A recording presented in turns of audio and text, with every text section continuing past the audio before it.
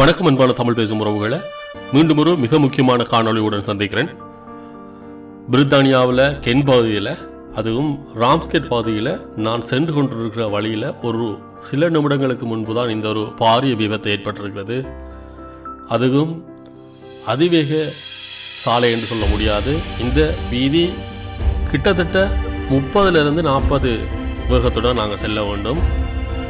ஆனாலும் இந்த விபத்தை பார்க்கும் பொழுது எவ்வளோ ஒரு பாரிய விபத்தாக காணப்படுகிறது பாருங்கள். உங்களுக்கு பார்க்கும் பொழுதே தெரியும், ஒரு கார் தலகீழாக பிறண்டு கிடக்கிறது, இன்னும் ஒரு கார் சிதைந்து போய் கிடக்கிறது.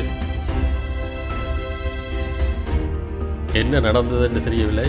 ஆனால் நான் வருவதற்கு சற்று நிமிடங்களுக்கு முன்பு தான் இந்த ஒரு பாரிய விபத்து ஏற்பட்டிருக்கிறது. அதுவும் பிரித்தானியாவில் கென் பகுதியில் இருக்கிற ராம்ஸ்கேட் பகுதியில் வசிக்கிறவங்களுக்கு தெரியும். இந்த வீதி ஒரு அதிவேக வீதியில் பக்கத்திலே ஒரு பெரிய ஒரு ரவுண்டை போட் இருக்குது. அதுவும் உங்களுக்கு பார்த்தாலே தெரியும், அது ஒரு ரவுண்டை போட். ஸோ இப்படி ஒரு விபத்து எப்படி ஏற்பட்டதென்று அதை யூகிக்க முடியவில்லை. ஏனென்றால் காரை பார்த்தாலே தெரியும் தலைகளாக இருக்குது. அந்தளவு அதிவேகத்தில் சென்றால்தான் இப்படியான பாரிய விபத்துகள் ஏற்படும். இருந்தும் ஒரு குறைந்த வேகத்தில் செல்லக்கூடிய இந்த வீதியில் இப்படி ஒரு பெரிய ஒரு விபத்து ஏற்பட்டிருக்கிறது. இந்த நீல கலர் காருக்குள்ளே இருந்தவர்கள் அந்த பாதணிகளை கூட பார்க்கக்கூடியதாக இருக்குது. என்ன நடந்ததென்று இன்னும் ஊகிக்க முடியவில்லை. பார்ப்பதற்கு மிகவும் பயங்கரமான ஒரு விபத்தாக காணப்படுகின்றது. இதுவரைக்கும் எத்தனை பேர் காயப்பட்டிருக்கிறார்கள், எத்தனை பேர் இந்த விபத்தில் சிக்கியிருக்கிறார்கள் என்று எந்த ஒரு விவரமும் அறிய முடியவில்லை.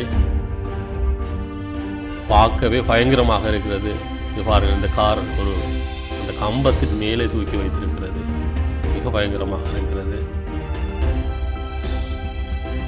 அதை சுற்றி தற்போது அந்த சிவப்பு நிற ஒவ்வொரு அந்த டேப்புக்கும், அந்த ஒட்டியிருக்கிற அந்த கயிறுக்கும் ஒவ்வொரு அர்த்தங்கள் இருக்குது. சிவப்பு, கருப்பு, மஞ்சள்.